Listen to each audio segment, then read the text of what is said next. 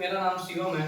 मैं बीए के first semester में जब था तो मैंने नोटिस किया कि कोई भी यूट्यूब पे बीए के बच्चों के लिए कोई पूरे सिलेबस के अकॉर्डिंग कोई वीडियो नहीं बनाता है, क्योंकि हमको नहीं लगता बीएससी के लिए बहुत सारे वीडियो बन जाती हैं, बहुत जगह पे प्लेटफॉर्मों पे मिल जाती हैं जो बीए के बच्चों को फेस करना पड़ता है। उसी में माननीय कुलपति जी ने कोरोना में इतना मुश्किल आई, तो मैं बीए फर्स्ट ईयर में था तो मुझे नहीं मिला, तो मैं नोटिस किया तो सीबीसीएस पैटर्न आ गया, इतना ब्रॉड सिलेबस था। तो क्या नाम है, डीडीयू से दीनदयाल उपाध्याय कॉलेज से 300 से अबव कॉलेज हैं, हर 6 महीना में सिलेबस चेंज हो जाता है। गांव में बच्चे रहते हैं, उनको अच्छे ट्यूटर नहीं मिलते, वो बहुत गरीब हैं, तो वो अच्छे से पढ़ाई नहीं कर पाते हैं। तो मैं उनको देखते हुए मैंने कोशिश किया कि चलो एक नया शुरुआत करते हैं। मैं बीए के बच्चों का सारा सिलेबस जितनी हो सके, लिमिट मेरी है उतना कोशिश करके मैं बीए बच्चों के लिए सिलेबस के हिसाब से सेमेस्टर के वाइज हमेशा बनाने की कोशिश करता हूँ, क्योंकि मैं जब प्रॉब्लम देखा, खुद फेस किया था, तो मैं सोचता हूँ कोई और बच्चा इस कम मटेरियल होने की वजह से वो अपना भविष्य ना खराब करे या मतलब पेपर में अच्छा नंबर ना पाए, तो वो सिर्फ विद्या पढ़ के नंबर ना पाने की कोशिश करे, उसको पूरी चीज पता होनी चाहिए। तो आज मैं बात करूंगा कि जैसे पॉलिटिकल सब्जेक्ट है, तो पॉलिटिकल सब्जेक्ट थर्ड सेमेस्टर के भाइयों लोगों के लिए है, और इसका पॉलिटिकल के फर्स्ट यूनिट का नाम है process of the democratisation in the post colonial India, उत्तर औपनिवेशिक भारत में लोकतंत्रीकरण की प्रक्रिया। मैं इस मीनिंग को अभी समझाने से पहले मैं थोड़ा सा चला जाऊंगा लोकतंत्रीकरण पे। लोकतंत्रीकरण का थोड़ा सा बहुत ब्रॉड सिलेबस है, इस पे 20,000 बुकें बनी है, 20,000 राइटरों ने अपना मत दिया, तभी भी क्लियर नहीं होता है। तो मैं इस पे थोड़ा सा 2 मिनट चर्चा करना चाहूंगा लोकतंत्रीकरण पे। ये बहुत ब्रॉड मीनिंग है, इसको इंग्लिश में कहते हैं डेमोक्रेटाइजेशन। तो अब मैं यहाँ पे आते हैं, आप आ जाइएगा। देखो, डेमोक्रेटाइजेशन डेमोक्रेसी शब्द से बना हुआ है, तो डेमोक्रेसी शब्द 2 शब्दों से बना हुआ है। फर्स्ट, पहले ध्यान दीजिएगा, डेमो मतलब पीपुल होता है, क्रेसी मतलब रूल होता है। तो लेकिन याद रखिएगा, डेमोक्रेसी शब्द इस समय डेमोक्रेसी पढ़ा जाता है, लेकिन एक एथेन में एक व्यक्ति थे सेलिथेनस ने डेमोक्रेसी को फर्स्ट टाइम यूज किया था अपने बुक में। तो उन्होंने यूज किया था, तो उसको डेमोक्रेटिस कहते थे। क्रेटिस में मतलब पावर होता है या रूल होता है, यहाँ पे देखिएगा रूल या पावर, तो पावर या रूल। तो डेमोक्रेसी का असली मीनिंग होता है रूल ऑफ पीपुल या पावर ऑफ पीपुल। तो इन दोनों को जब जोड़ देंगे तो रूल ऑफ पीपुल या पावर ऑफ पीपुल। किस व्यक्ति ने सबसे पहले डेमोक्रेसी शब्द का डेमोक्रेटिक किसने यूज किया था? सेलिथेनस ने यूज किया था। लेकिन ये डेमोक्रेसी पॉलिटिकल का शब्द का एक छोटा सा पार्ट है, पॉलिटिकल सब्जेक्ट का एक छोटा सा पार्ट है। पॉलिटिकल के फादर इसको क्या, फादर जो थे अरिस्टोटल ने, जिसको क्या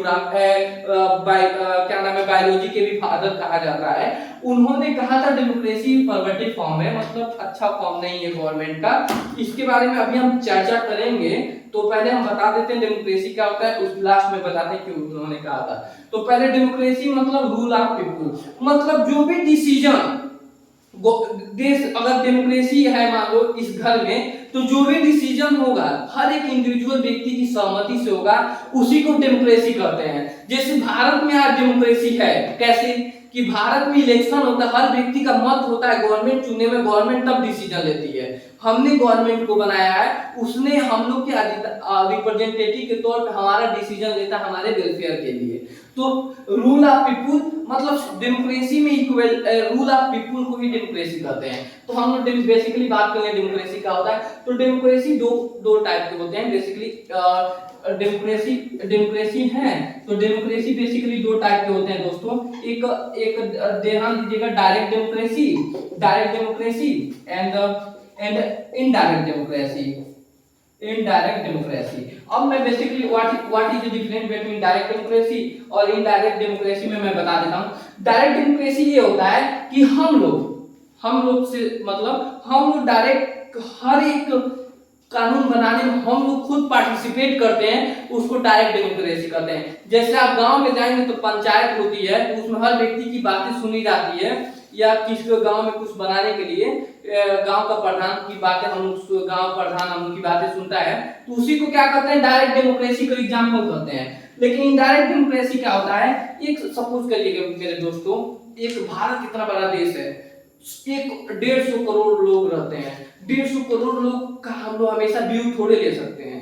तो लोग क्या करते हैं, 150 करोड़ लोग क्या करते हैं, एक रिप्रेजेंटेटिव अपने इलाका से, एक ब्लॉक से एक रिप्रेजेंटेटिव एमएलए के रूप में या एमएल मेंबर ऑफ पार्लियामेंट के रूप में चूज करते हैं, जिसको अपने तरफ से वोट देते हैं और कहते हैं कि मेरा उम्मीदवार है, ये उन्हीं लोगों में से वो रहता है, ये मेरा सपना है, मेरा डेवलपमेंट का है, वो पूरा करेगा।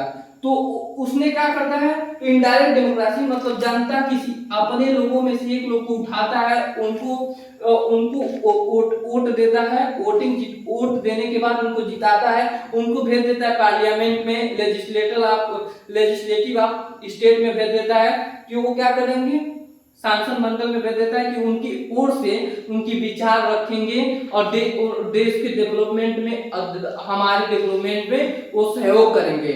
इसी बात को कहते हैं इनडायरेक्ट डेमोक्रेसी। तो इनडायरेक्ट डेमोक्रेसी मतलब रिप्रेजेंटेटिव को हम लोग चूज करते हैं, और डायरेक्ट डेमोक्रेसी में खुद हम लोग पार्टिसिपेट करते हैं किसी बिल को बनाने में। तो हम बेसिकली बात करनी है डायरेक्ट डेमोक्रेसी इनडायरेक्ट डेमोक्रेसी में। तो हम कुछ बुराइयों में आ जाते हैं, जैसे बुराइयां देख लें। डेमोक्रेसी की बुराइयां ये है कि बहुत इसमें एक्सपेंडिचर खर्च होता है। जैसे मान लीजिए डेमोक्रेसी करने के लिए मान लीजिए कि दूसरे देश मतलब हर जगह पे इलेक्शन का प्रोविजन कॉन्स्टिट्यूएंसी बनाना पड़ेगा, जिसमें व्यवस्था करना पड़ेगा, बहुत सारे पैसा लगते हैं, बहुत सारे पुलिस की व्यवस्था करना, करप्शन रोकने के पड़ने, इलेक्शन ऑर्गेनाइज करने के लिए बहुत सारे पैसे लगते हैं। तो डेमोक्रेसी में बहुत डिमेरिट में आ जाता है। अच्छाइयां क्या है कि डेमोक्रेसी में लोगों पे बल दिया जाता है, लोगों का विचार ही एक सॉवरेनिटी है, without people view nothing is democracy. तो इसी तरह लोगों पे बल देता है, क्या देता है, लोगों पे बल देता है। तो डेमोक्रेसी इक्वलिटी पे बल देता है कि ना वो आप चमार है, मुस्लिम है, पंडित है, कोई मैटर नहीं, डेमोक्रेसी सबने आप समान है, वो इक्वल, वो एक ही राइट का अधिकार देता है, वो ना जात पात देखता है। तो इसी को डेमोक्रेसी कहते हैं। अब हम बात करते हैं तो क्यों डेमोक्रेसी को अरिस्टोटल ने विरोध किया था। डेमोक्रेसी तो इतना अच्छा है, लोगों की इक्वलिटी पे बल देता है, लोगों पे बल देता है, तानाशाह को खत्म करता है, कॉलोनिज्म को खत्म करता है, वो औपनिवेशिक वादों को खत्म करता है, वार को खत्म करता है, इक्वल राइट पे बल देता है, जनता पे बल देता है। क्यों उन्होंने विरोध किया था? उस समय जब थे तो उस समय उतना ही सफिशिएंट नहीं थे कि डेमोक्रेसी लागू कर सके, हर सबके कॉन्स्टिट्यूएंसी लागू कर, उस समय उतनी टेक्नोलॉजी नहीं थी, इसीलिए उन्होंने विरोध करते हैं। सिंपल सी बात है, इस समय टेक्नोलॉजी है, हम लोग कॉन्स्टिट्यूएंसी लागू कर ले, लेकिन उस समय नहीं थी, इसलिए उन्होंने करता है। तो हम देखिए बेसिकली हम एक छोटा सा आप लोग को बता दें डेमोक्रेसी क्या होती है। डेमोक्रेसी कितने टाइप के होते हैं, 2 टाइप की, direct democracy, indirect democracy. First time इन्होंने किसने यूज किया था, सेल्टेनस ने, और for the people of the people. देखिए डेमोक्रेसी का असली मीनिंग होता है for the people, of the people, by the people. इन्होंने अब्राहम लिंकन ने 16वें प्रेसिडेंट ने अमेरिका के ने कहा था। इसका मतलब है जनता का, जनता के द्वारा, जनता के लिए, सब कुछ डेमोक्रेसी में जनता ही है। तो बेसिकली ये चैप्टर मतलब हमारा जो टॉपिक था, इन the post colonial India, in the process of the democratisation in the post colonial India, मतलब उत्तर औपनिवेशिक भारत में लोकतांत्रिकरण की प्रक्रिया, इसकी बात थी। तो मैं देखिए शब्दों से क्लियर हो जाता है, मतलब ये डेमोक्रेसी अगर आप लोग समझ गए होंगे तो इसको समझने में टाइम नहीं लगेगी।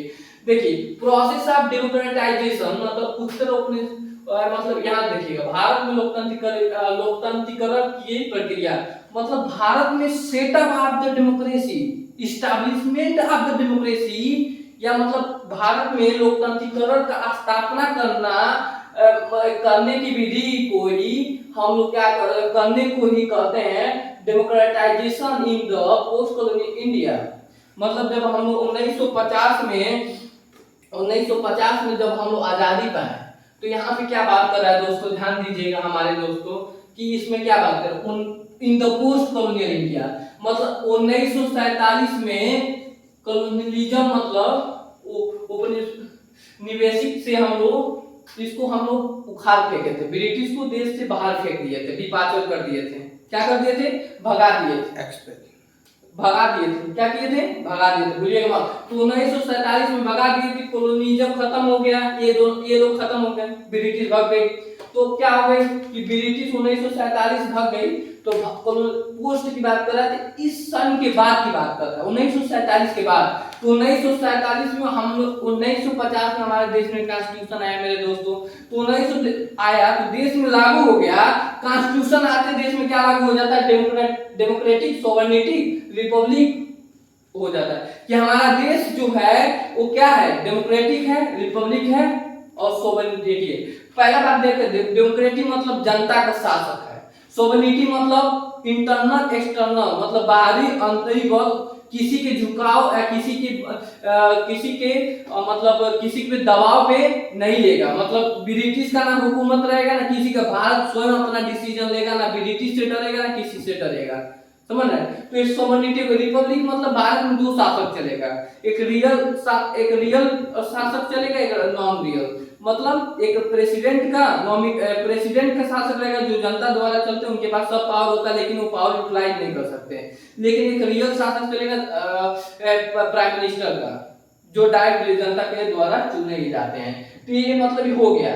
तो उसी की हाँ, तो हम लोग बात करनी है कि तो उसी की बात होती है कि हम उसी में से एक प्रोविजन की बात करें, डेमोक्रेटिक। तो डेमोक्रेटाइजेशन इस्टेब्लिश करने में मेरे दोस्तों सबसे बड़ी बात ये थी कि ध्यान दीजिएगा, भारत इतनी गरीब देश थी कि डेमोक्रेटाइजेशन स्थापना करना एक बहुत बड़ी बात थी।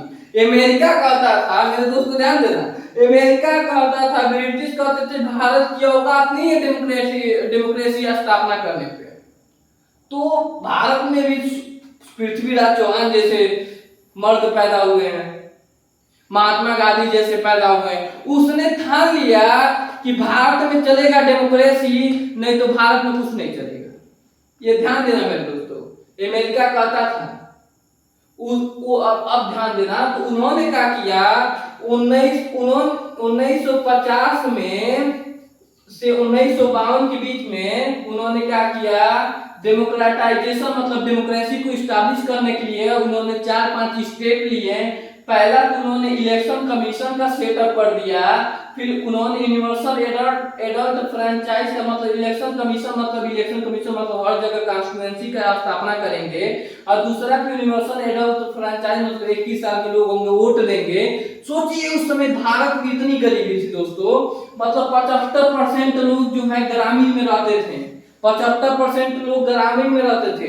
लिटरेसी लेवल 16% से भी कम था, महिला का लिटरेसी लेवल 6% से भी कम था। गरीब लोग स्टारवेशन में मर रहे थे। अभी 1947 में देश आजाद हुआ, सब लूट के लेते गए थे और वो कहते थे कि भारत में तो डेमोक्रेसी की औकात ही नहीं है भारत में। लेकिन हम भी लोग किसके वंशज थे? पृथ्वीराज चौहान के, महाराणा प्रताप के। तो हम लोग भी चुप नहीं रहे, मतलब हमारे जो पूर्वज थे, जो उस समय नेता थे, उन्होंने चुप नहीं बोला डेमोक्रेसी ही रहेगा। 1950 में उन्होंने यूनिवर्सल एडल्ट फ्रेंचाइज मतलब 21 साल के लोग वोट देंगे और इलेक्शन कमीशन का गठबंधन किया। 1991 में इलेक्शन ऑर्गेनाइज किया, 1992 में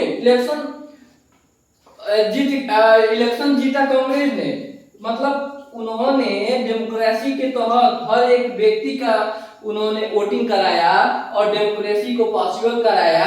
और उन्होंने ऑपोजिशन पार्टी का मतलब स्थापना किया और पार्टी की स्थापना किया, कॉन्स्टिट्यूएंसी की स्थापना किया, वोटिंग बॉक्स की स्थापना किया।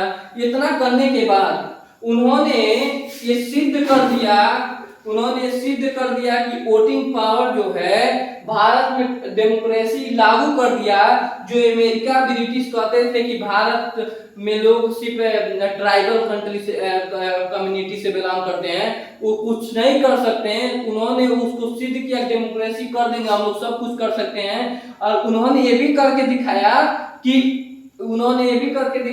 मतलब कि ध्यान दीजिएगा मेरे दोस्तों, ये सब तो करके दिखाया ही। उन्होंने ये भी कहा था, उन्होंने ब्रिटिश ने कहा था कि जैसे ध्यान देना दोस्तों कि ये जो हाथ है ना, हाथों की लकीरों को उन्होंने जंजीर से बांध के हमारे देश से गरीब बच्चों को ले जाते थे, अपने देश की फैक्ट्री में, कोयला में, तेजाब की फैक्ट्री में काम करवाते थे। उस देश में हम लोग जहाँ पे गरीबी थी, जहाँ पे छुआछूत थी, उस देश में भारत के लोगों ने डेमोक्रेसी को पॉसिबल बनाया। यहाँ पे सबकी अमेरिका यूरोप के सारे लोगों की मुंह बोलती बंद हो गई। भारत ने इतिहास रच दिया। आज भारत के तौर और तरीके से पूरे विश्व का सबसे बड़ा डेमोक्रेटिक कंट्री भारत का नाम जाता है। तो मेरे दोस्तों क्या समझे कि डेमोक्रेटाइजेशन क्या होता है मेरे दोस्तों? डेमोक्रेटाइजेशन वो होता है कि setup of the democracy in India. इसी को क्या कहते हैं? डेमोक्रेटाइजेशन कहते हैं। हिंदी में लोकतांत्रिकरण का आरंभ करना, लोकतांत्रिकरण का शुरुआत करना, और उसमें क्या क्या टूल्स यूज हुआ था। इलेक्शन कमीशन की गठबंधन हुआ था, इमरजेंसी ऑफ पॉलिटिक्स का गठबंधन हुआ था, कॉन्स्टिट्यूएंसी के गठबंधन, बॉक्स की गठबंधन हुआ था, जिसने डेमोक्रेटाइजेशन पॉसिबल किया। भारत का नाम क्या है? सबसे बड़ी डेमोक्रेटिक कंट्री है। और आज देखिएगा मेरे दोस्तों, एथेंस में जो व्यक्ति ने, सेलिथेनस ने, जो एथेंस से शुरुआत किया था, जो यूरोप का था, यहाँ से शुरू किया था। भारत एक जिसको कहा जाता है एक ट्राइबल जनजाति है, जिनको शौर नहीं है, जिनमें गरीबी है, जहाँ लोग जात पात में मर जाते हैं, उसने क्या किया? यहाँ का छोटा मोटा भारत, उसने डेमोक्रेटिक कंट्री का सबसे बड़ा देश का नंबर 1, पूरे विश्व का नंबर 1 डेमोक्रेटिक कंट्री बन के पॉसिबल कर दिया और सबके मुंह पे ताला लगा दिया। तो यही कहा जाता है दोस्तों, भारत शूरवीरों का खून से बिलोंग करता है। भारत वो है हर एक कारनामा कर देता है जो कोई और नहीं कर सकता। जैसे जीरो का आविष्कार किसने किया था? आर्यभट्ट ने भारत से ही किया था। तो हमको लगता है कि आप लोग प्रोसेस ऑफ डेमोक्रेटाइजेशन समझ गए होंगे कि सेटअप ऑफ डेमोक्रेसी। और कोई भी अगर दिक्कत हो, हमसे भी कोई गलती हो सकती है, मैंने शुरुआत किया, हम भी आप ही लोग की उम्र के हैं, कोई गलती हो सकती है तो आप हम कमेंट बॉक्स में बोल सकते हैं, हम उस पर शुरुआत करेंगे। या कोई और वीडियो आप चाहते हैं तो हम उस पर बनाने की कोशिश करेंगे। कमेंट बॉक्स में आप अपना राय दे सकते हैं। Thank you so much.